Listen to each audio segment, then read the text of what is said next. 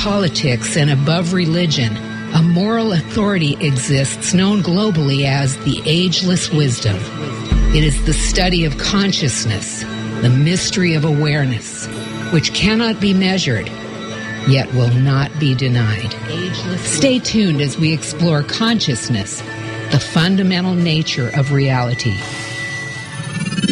Welcome to the Ageless Wisdom Mystery School with Michael Banner.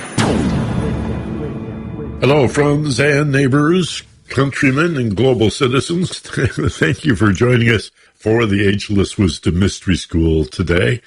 It's Tuesday, October 12th. Yesterday was what we used to call Columbus Day and now understand to be Indigenous Peoples Day. And so today, KPFK is going to celebrate for the first time in its history what we call Original Nations Day. So we're going to have special programming for you to honor the original nations of Southern California and the Americas, challenging the idea that this hemisphere was discovered by Europeans and made no contribution, I guess, to civilization until it was invaded and conquered by those who felt their idea of religion made them superior. So beginning at 4 o'clock this afternoon until 8 o'clock, we will do that with English language programming, and from 8 in the evening till midnight in Spanish. Original Nations Day on KPFK, in tribute to yesterday's Indigenous Peoples Day. Also, I want to remind you that we are in the Fall Fund Drive here at KPFK, and while I'll talk to you a little bit more about this at the end of the hour, I want to remind you that we're looking for sustainers to contribute just $5, $10, $15 a month. You don't have to dig deep and come up with $200 or $150. When you instead use the Sustainers Circle on the KPFK website, $10 a month is a really nice donation. That's $120 a year. And if you can up that to $15 or $20 a month, that's most appreciated. You'll help pick up the slack for those who've been listening for years and years to this radio station without making a contribution. And if you're not giving, you're not living. Giving is what life is really all about. If you're focused only on what you can acquire, you're really missing the point. And because of the nature of KPFK, when you support this radio station and its peace and social justice mission, you're really supporting all charities. And if that makes sense to you, then just point your browser to kpfk.org/donate and look for Sustainer Circle. More on that later. Today, in lieu of a guest, I'm going to present part of a training that I did a few years ago here in Los Angeles on emotional intelligence. This is a topic that I've always felt is central to understanding yourself better. It's the portal to a non-religious approach to spirituality. More than 1/3 of American adults now describe themselves as spiritual but not religious. So while organized religion, church, mosque, synagogue, temple, may not be meeting your spiritual needs, you still feel that tug, you feel that longing, you feel that connection to life, to all living sentient beings, and indeed the mineral kingdom as well. That's spirituality, to recognize that everything touches every other thing, and that separation is an illusion. The way you approach that is by learning to distinguish the intelligence of your emotional nature and what it says about you from classical intelligence, which is for the most part limited to the mental nature and tells you about the world around you. Thinking about yourself doesn't tell you any more than using your emotions to understand other people. We need to get that straight. For the most part, sort of an 80-20. Your emotions are personal responses. It's the essence of subjectivity. Our thoughts are the way we understand the world around us. And if we think about ourselves, it usually turns into a pretty critical exercise, a lot of self-loathing. So because the Ageless Wisdom Mystery School show here every Tuesday at 1 o'clock is a program about consciousness. We'll focus on that a lot. So I got a couple of segments for you from this class that I'm going to play. And then we'll talk a little more toward the end of the show about the opportunity to be a member of KPFK to support this mission with your donation. You can call 985-5735 in the 818 area code, 985-KPFK. Because of COVID, we've had to outsource our phone rooms, but someone will pick up. They'll be happy to take your pledge or donation, even if they can't listen to the radio station, depending on where they happen to be. But, we actually get a larger percentage of your contribution when you use the website, kpfk.org/donate. Okay, it's that easy. And literally a couple of minutes, just go to Sustainer Circle and make your contribution. Set it up. It's so easy. You set it and forget it. $5 a month, my goodness, you're not going to miss that. $10 a month, that's a healthy contribution. And if you could do $15 or $20 a month, like what's it cost for a couple of you to have a fast food lunch, right? $18-20 is a cheap lunch for two people. Imagine once a month providing that goodwill donation to a great mission, the Pacific Commission for Peace and Social Justice through this radio station right here in Los Angeles. 61 years. KPFK Los Angeles. Non-commercial, listener-supported. You get to be a part of that. And as soon as your contribution surpasses $25 in a single calendar year, you become a voting member. You can vote for local station board. In fact, for those of you who have yet to vote for local station board, you just have a few more days. Deadline is the 15th. So be sure to fill out your ballot and participate in that election. Okay? So I'm going to keep this initial segment really, really short, and that gives us more time for programming. And so stay tuned. You're listening to the Ageless Wisdom Mystery School on 90.7 KPFK in Los Angeles. KPFK's Fall Fun Drive has begun. We know you tune in and make KPFK a part of your day. Help us reach our goal of $375,000 in just a few short weeks. Is that possible? Absolutely, but we need your help. KPFK is truly powered by you. Please help us ensure that commercial-free, people-powered radio continues into the coming year by making your contribution now online at kpfk.org. Or you can call our call center at 818-985-5735, press 2, and it just takes a few short moments. Thank you for supporting KPFK, and know that you're participating in keeping free speech independent radio alive and well. We don't want to fall back. We want to move forward. And with your help, we can do it. So make your contribution today by pledging your support for KPFK.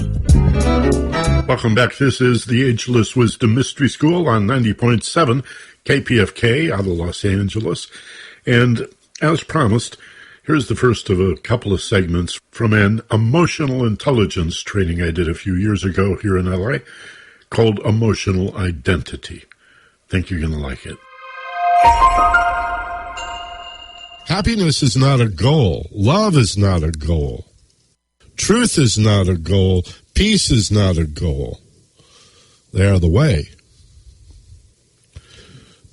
In the anti-war movement, as far back as the 60s, we learned to say, there is no way to peace. Peace is the way. If you believe there's a way to peace, then we can stay the course. We just haven't killed enough people yet to create peace. Somebody's buying that. I just want love in my life, or a little peace of mind. I want some truth. Give me some truth. These are not goals or destinations. They are the way, the Tao, the Dharma, the Christos. I am the way and the light. The means, the path to a destination that we never really arrive at, except in the most mystical of coming homes, where you all, like the prodigal son, go back. So, why is there injustice? Why are there car accidents? Why do we have to hurt? There's lots of. How about just to get your attention? The first seminar I ever did. No, that's not true. I was doing seminars before that. First seminar I ever did in Glendale was not here. I used to do a series of seminars at the Chamber of Commerce. I thought, if I'm going to teach mysticism in the middle of Glendale, I might as well do it at the Chamber, right? It's a pretty good idea. And then we moved to the Red Cross. Why not? And the first part, the first words of that first seminar was a quotation from Buckminster Fuller, where he says, your life does not belong to you. You know how kids will say, it's my life, like I'll do what I want. No, it's not. We're responsible for it, but it's on loan. It's a gift. This mine, this self, we didn't do squat to get here. A lot of people will tell you about their life-changing near-death experience. For me, it was coming off a motorcycle at 80 miles an hour. Rocket boy.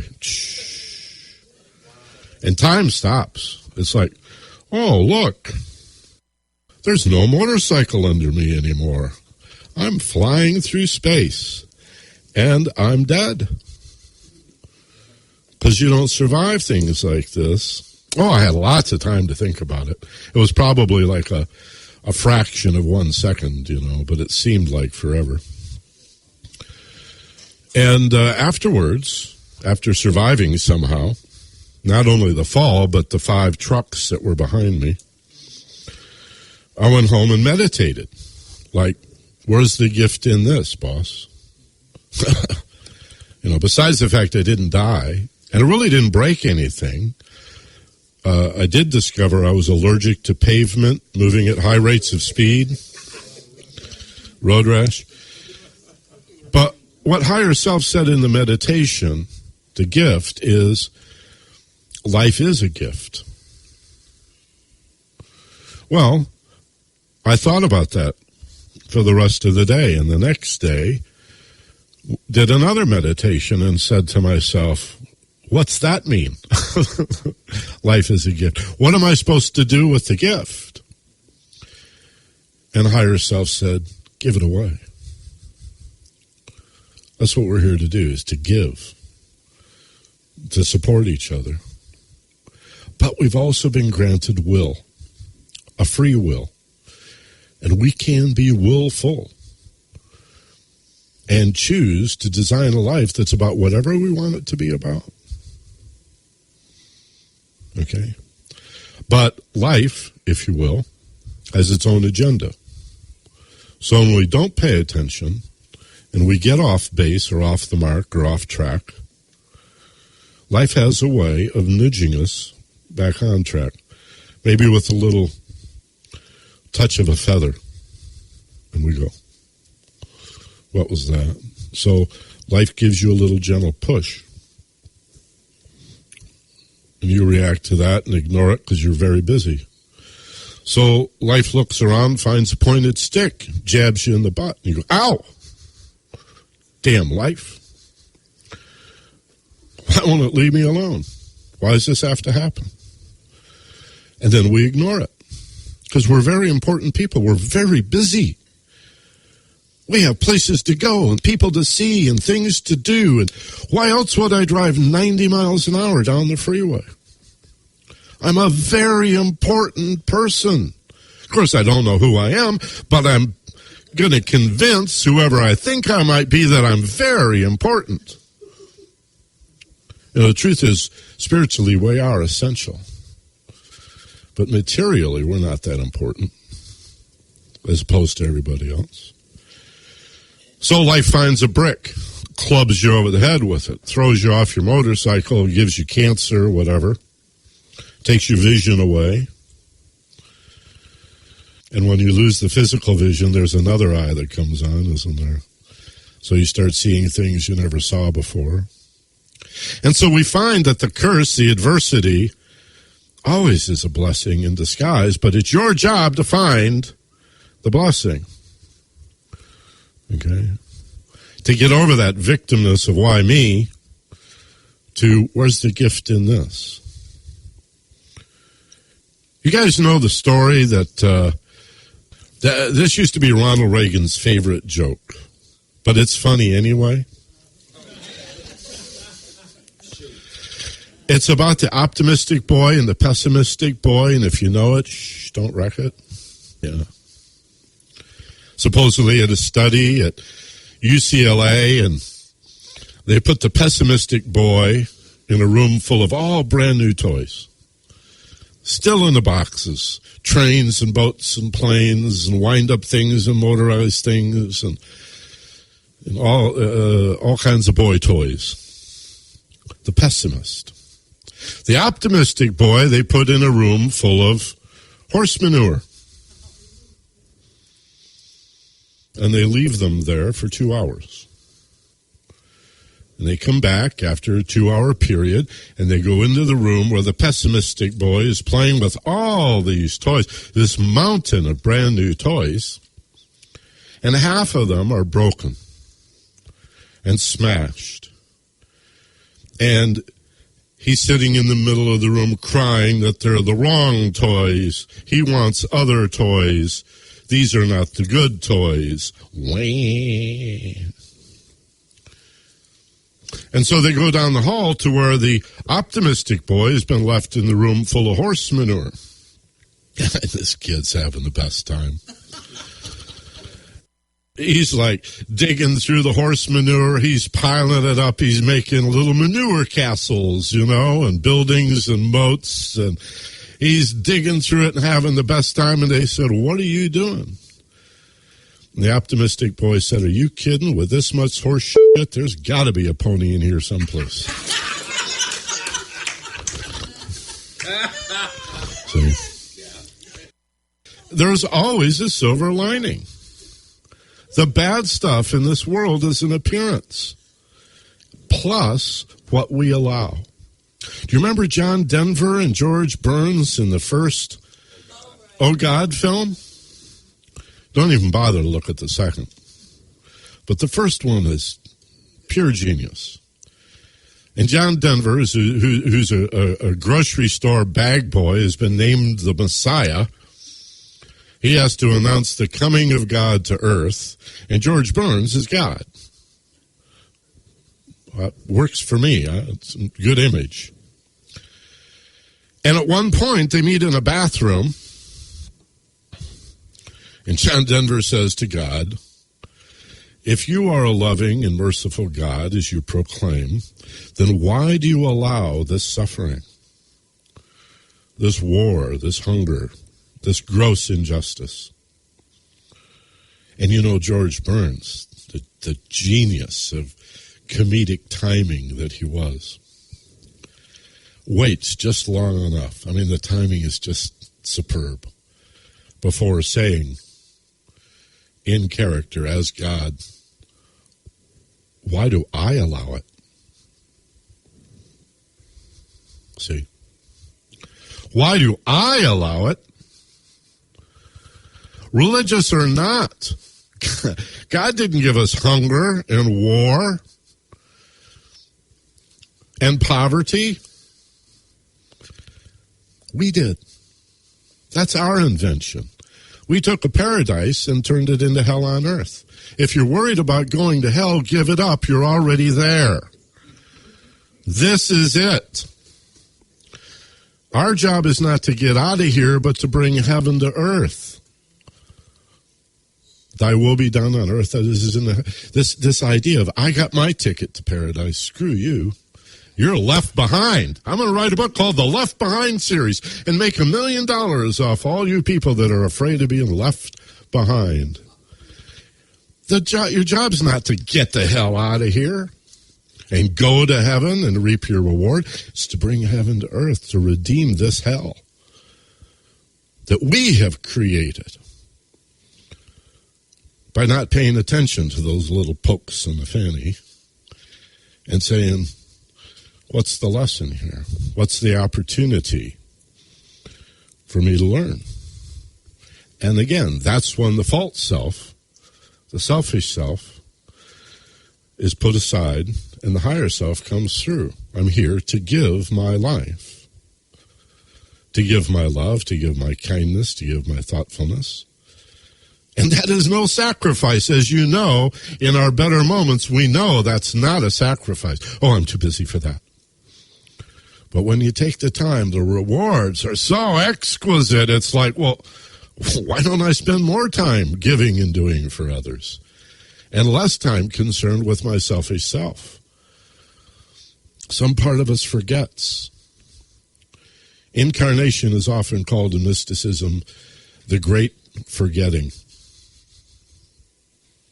Isn't it funny how when you sit in a class like this, or hear a lecture, or go to the Bodhi tree and buy a new book, so much of what you're learning feels like remembering?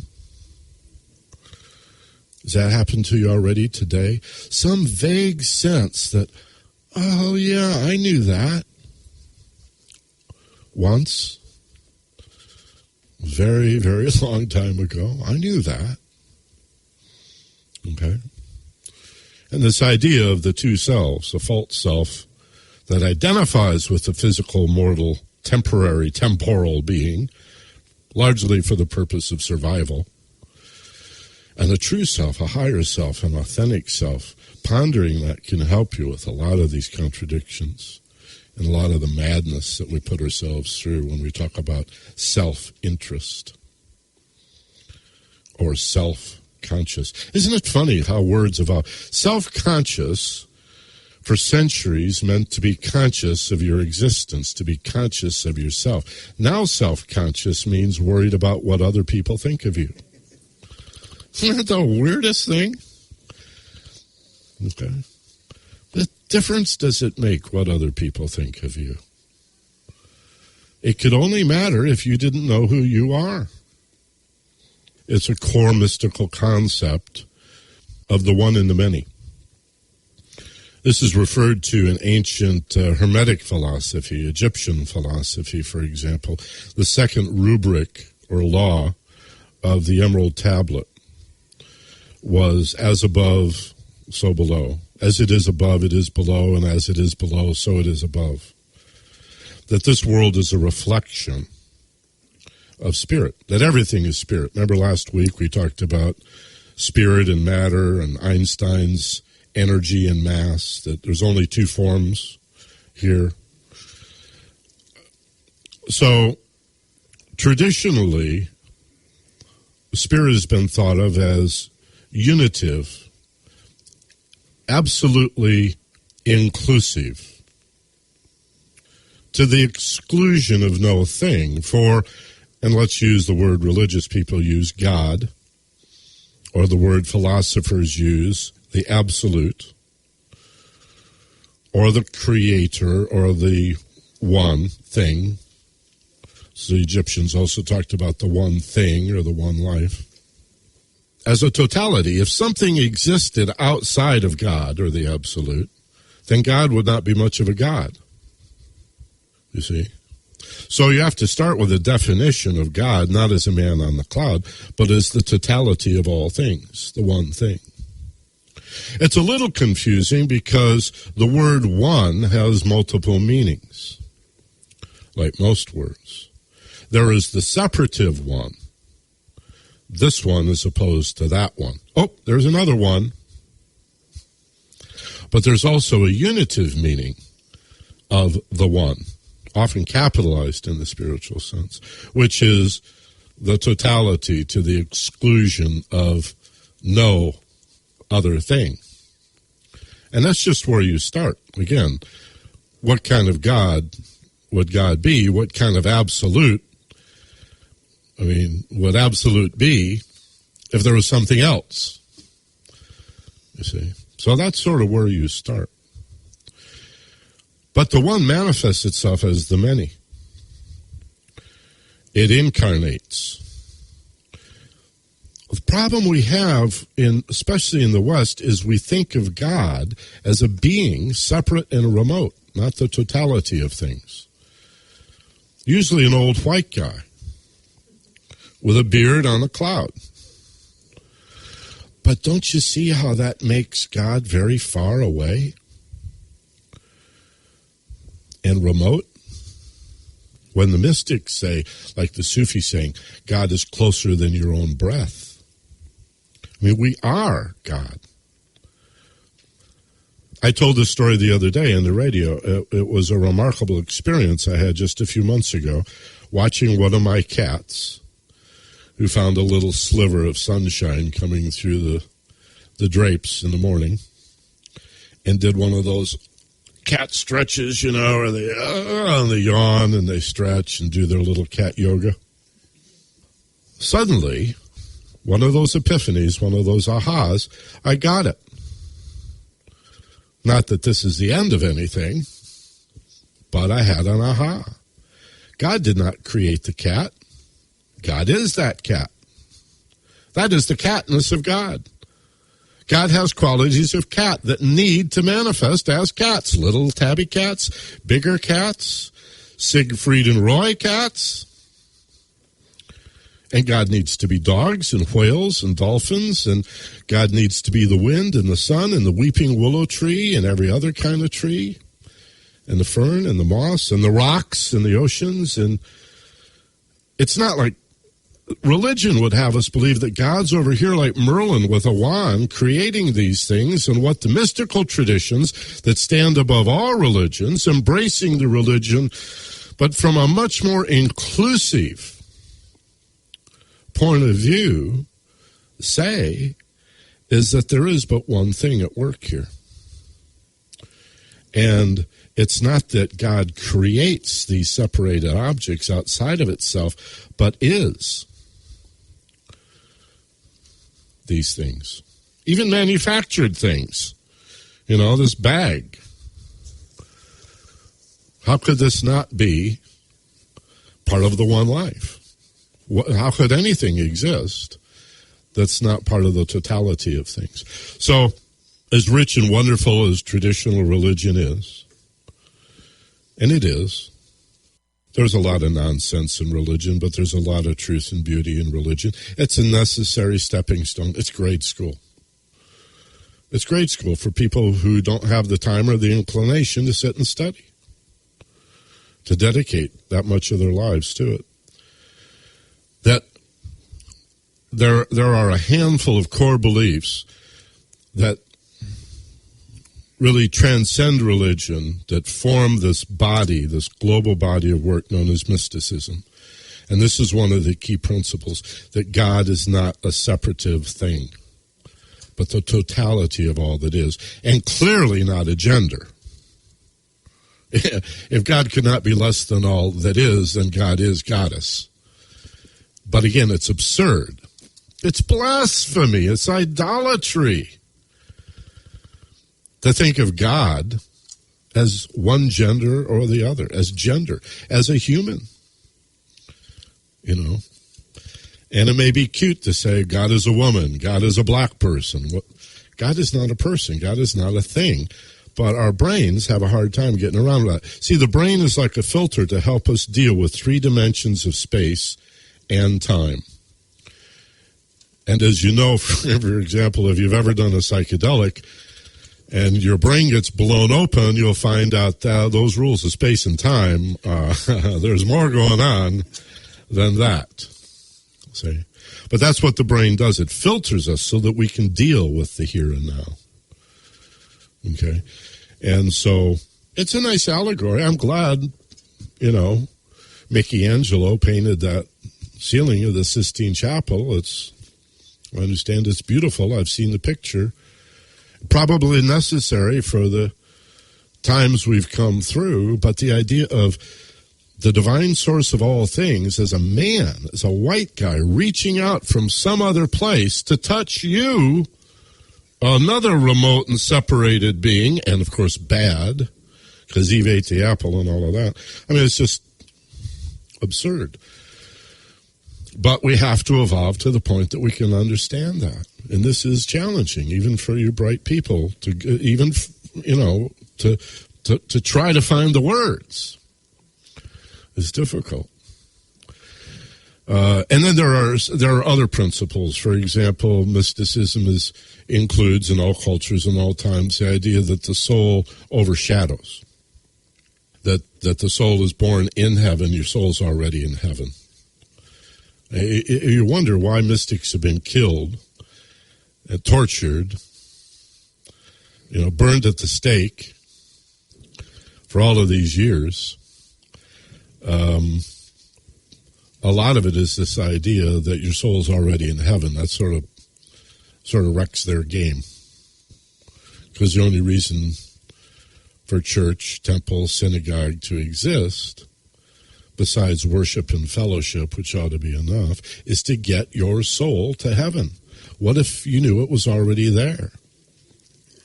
That sort of wrecks their game.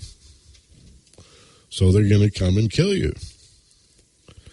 8 million women. The Holocaust of the witch burnings that you never hear about. 8 million women burned at the stake as witches, as if there's something demonic about being a witch. Wiccans don't even believe in evil. Christians do. And of course, as long as they're going to burn you at the stake, we might as well take your house and your property and put men in charge of midwifery and poultices and herbs. And it goes on and on and on and on and on. All of the gross injustices in the world, largely the result, if you trace it back, daisy chain, cause, effect, the fear that comes from finding ourselves in these separate bodies, alone and alienated, and I am not you then. By all appearances, I am not you. And the truth is, we are the one thing, but from different points of view. Here's a Sufi allegory for you. And I'd love to dwell on this longer, but to go much further with this is to really go outside the purview of the class, but it's relevant. I love the Sufi allegory of ocean wave dewdrop, where the ocean is the father aspect of the Trinity. Trinities are found in all religions. Cause, effect, and the way. Okay, Father, Son, and mater, mother. Can't have women in there, so Father, Son, what do we call it? Holy Spirit, that'll do. It's dad and mom, and then the soul is born at the intersection of spirit and matter. The Sufis describe this as the father aspect, the oneness of God being the ocean, unlimited, unbounded ocean. And the soul is like the wave on the ocean that is individuated. Here I am, a wave going along through the ocean. Oh, look, there's another wave over there. Wave to the wave. Hi. But I am not that wave. I'm not this wave. I'm individuated. I have a unique point of view, but who's fooling who? I'm clearly the ocean. Right? But then we get evaporated, incarnated. We become the rain cloud, the raindrop, the dewdrop, the mountain river, the inland lake, lose track of the ocean, and think that's who we are. So the beauty of the soul, between the one and the many, between spirit and matter, and the reason it couldn't exist outside of so-called Eden or heaven, is that it's the group, the one, the group, the many. It is both the Son of God and the Son of Man. It's what Christ represents. It's what Buddha represents. Perfect love as fearless consciousness, sharing the ground of God and yet able to extend itself into a separate form. Mysticism 101. It's good stuff. It's comforting to belong to a group. Even when you're out among strangers, the moment you spot someone else wearing your favorite team's ball cap or a sweatshirt from your alma mater, you sense an instant kinship. That's sort of what it feels like to be a KPFK member. Together, you, with other contributing listeners, make a real difference in keeping this service alive and well. When you run into fellow KPFK members, you know you share similar core values and a responsibility to support the programming you enjoy. Please become part of this important group now. Pledge securely online at kpfk.org or call 818-985-5735. KPFK, powered by the people.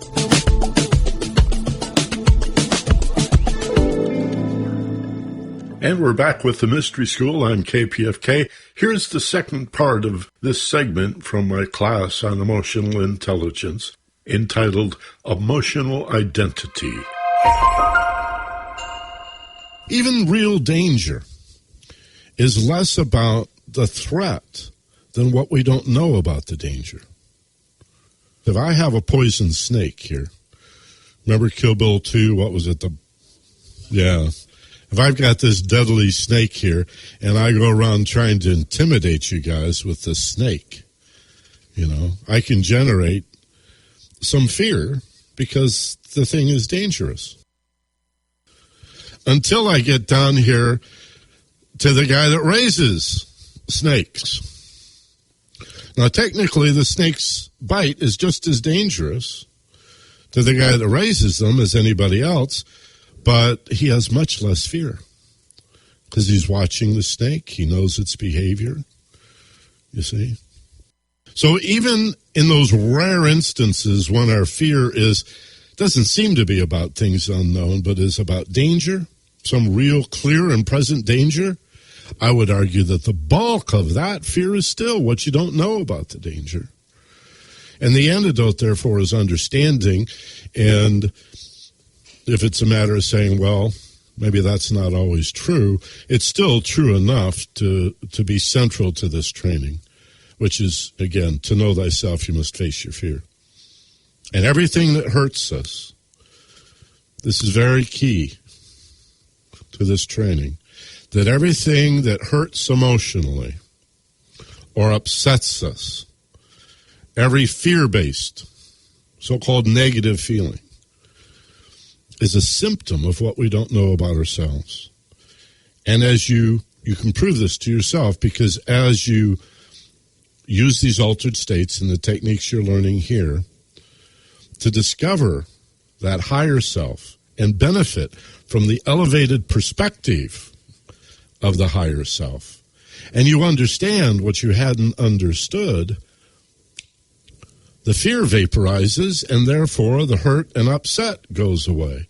When you understand why it hurts, it stops hurting. But we've got to take ownership of it, even if we follow that with empathy and say, oh, well, that's why the world hurts. That's why those people behave the way they do.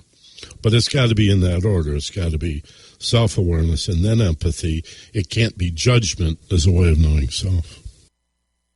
I would go even further to not just optimism, but to an action of moving directly at the fear.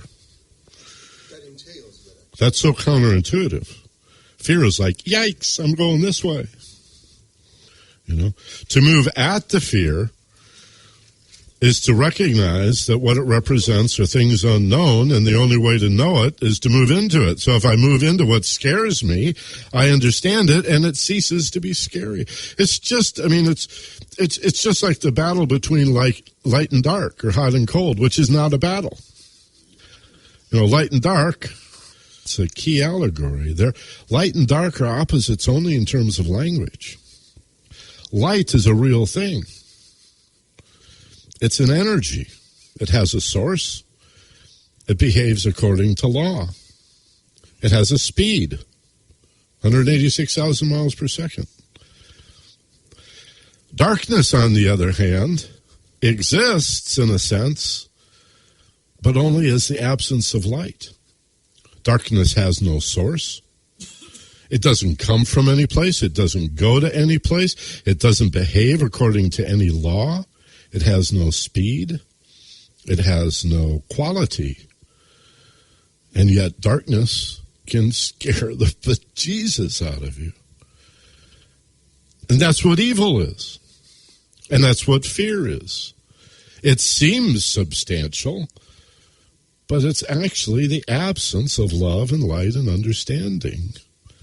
And so we are the light bearers. It's our job, in a personal sense, as well as a group and social sense, to find those dark places within you and carry your light into them and redeem the darkness. Don't you see? Don't light, all those injunctions about don't hide your candle under a bushel. You don't curse the darkness. Light a damn candle, We are the light we're looking for. We are the love that we're looking for.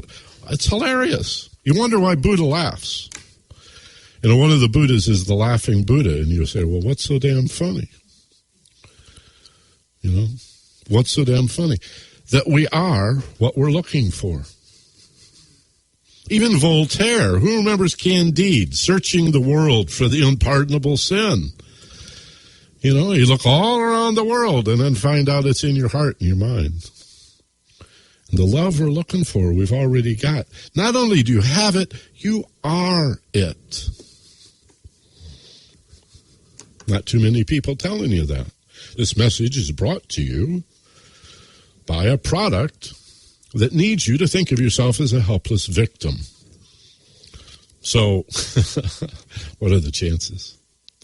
Okay. All right, I have an exercise. Thank you for that. Thank you for your good questions, and we'll have more opportunity, of course, for these questions. I'm going to do a little exercise.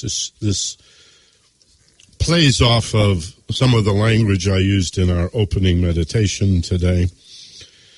The idea of looking at those mental distractions and what's so damned important about those thoughts that they need to intrude on your meditation. And you realize that there's nothing really important, So what's the nature of the distraction? Maybe some part of yourself doesn't want you to discover the truth of the self. Our resistance to meditation is something we really got to look at. I have a card I send out sometimes. It's got a person on the front in a yoga position, and it says practice meditation. And on the inside, it says beat sitting around doing nothing all day. What's our resistance to meditation? My private clients come back after a week or two and say, if they're honest, no,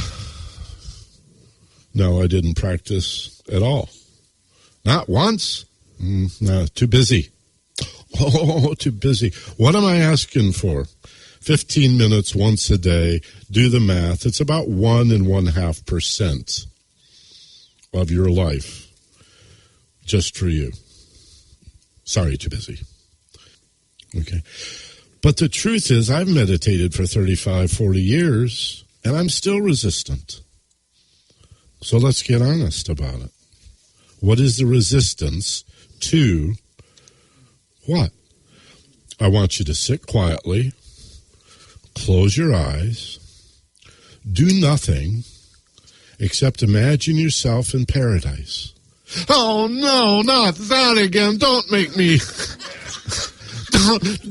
me do nothing and dream of paradise. Come on. And yet we are resistant to doing it. Thoughts say, you haven't got time for this. We have very important things to do. We're very important people. We got to hurry. We got to rush. What about this? What about that? What about that? Blah, blah, blah. The mind talks faster than the voice can talk. In fact, mind can give you 6, 8, 10 thoughts all at once. Buddhists call it monkey mind. You ever been to the monkey house in the zoo? Very familiar place. We have that going on in here. Right? And we have an emotional version of that too. It's just not as obvious to us. So we have to account for our resistance. And I would suggest that you recognize that this kind of mental distraction, or even the feeling that I'm way too busy to meditate for 10 minutes a day, or even 20. We're not asking 6 hours like some Buddhist,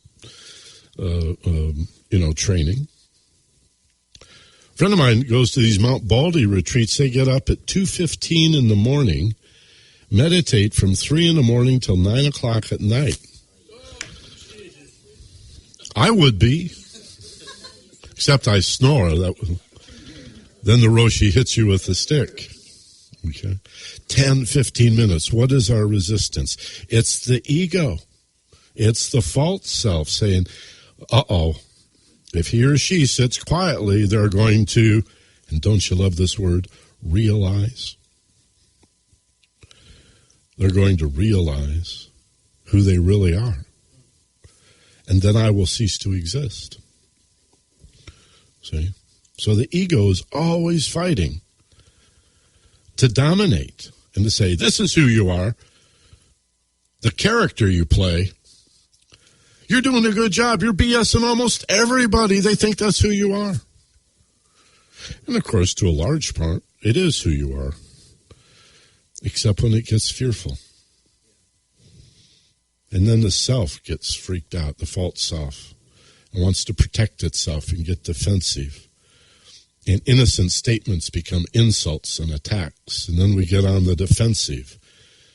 And angry people make us angry. And we react. Who are we defending? When you get defensive,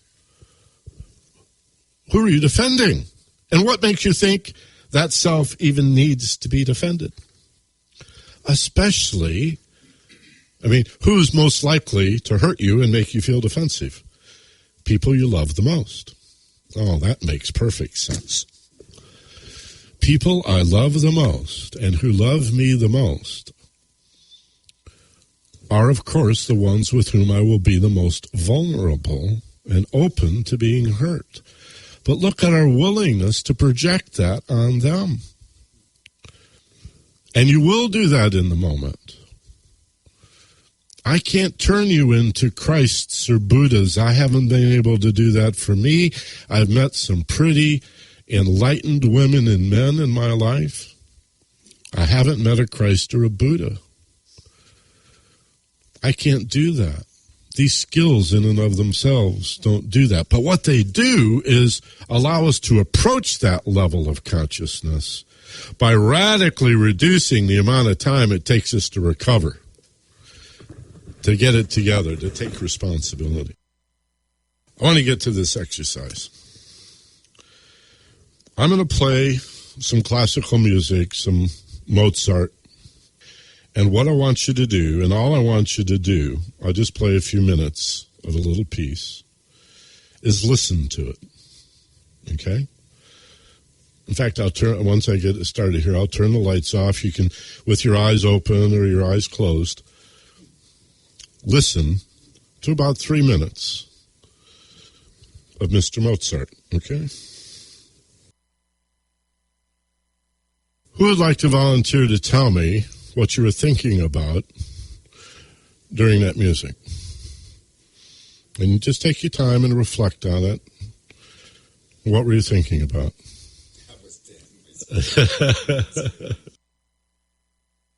Okay, how about in back? Now, I appreciate these answers. These are all wonderful answers. I saw, I felt. But my question was, what were you thinking about? Where'd Mozart get that stuff? Good. Yes. There you go. I really appreciate the honesty. That's what I'm looking for. Okay? Mozart.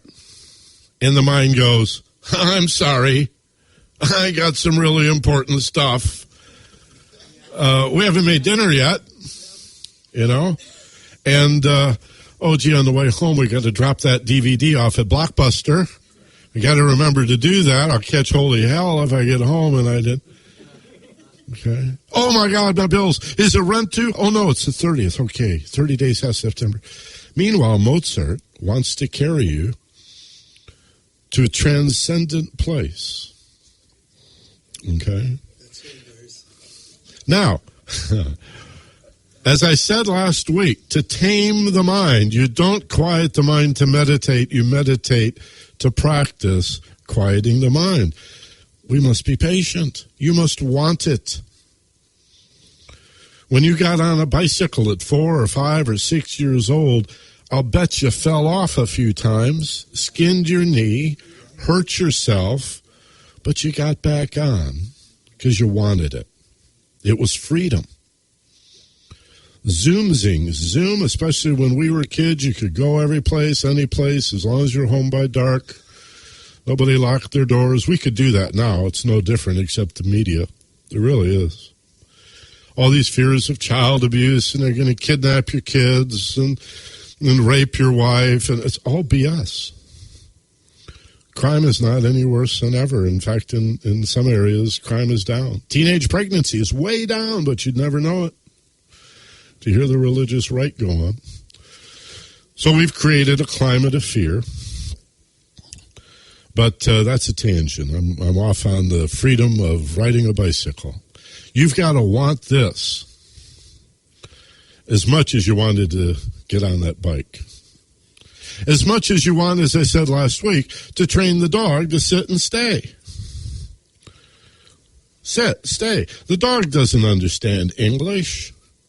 It responds to tone of voice. And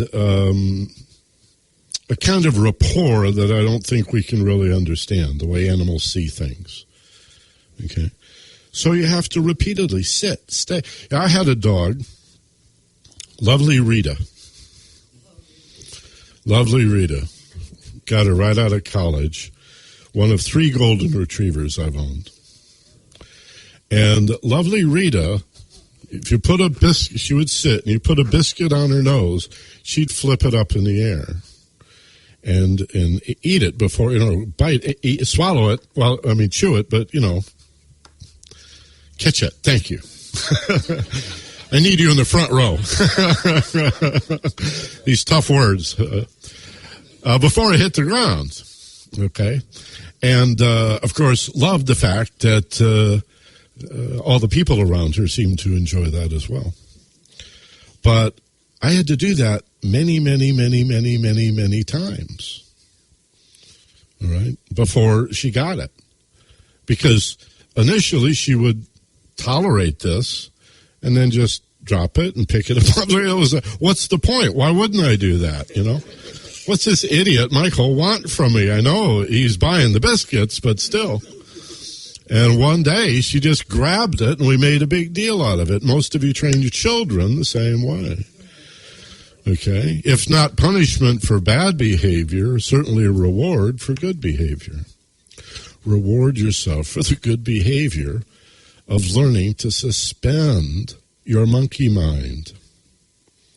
The benefits are outrageous. You will find paradise, and then you will find yourself in paradise. As my partner Steve says, not only will you like the paradise you find in yourself, wait till you find the self you find in paradise. And besides being clever, that's just really, really true. So, let's play it again. Only this time, watch your mind. Try to distract you. Watch it. Don't resist it. Resistance makes it worse. Did I mention that? Resistance makes you damn thoughts. Oh, kick your butt if you don't. You start thinking about not thinking.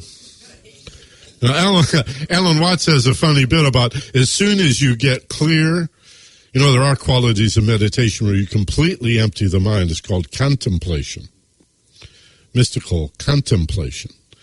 And Alan, in one of his lectures, says, the funny thing about that is as soon as you're able for the first time to allow yourself to create that condition where there are no thoughts, what happens? A thought jumps in and says, we did it! Far out! Aren't you proud of yourself? And now we're off to thinking. The thinking part taking credit for you not thinking. The ego taking credit for the soul. Now, we talked about Rajneesh and how the ego can dress up like a soul. The wolf in sheep's clothing. Little Red Riding Hood. The wolf would get right into Grandma's bed. Oh, what big teeth you have. It's not the soul. The ego can pose as the soul. Well, how would you know? You develop your ability to discern the difference.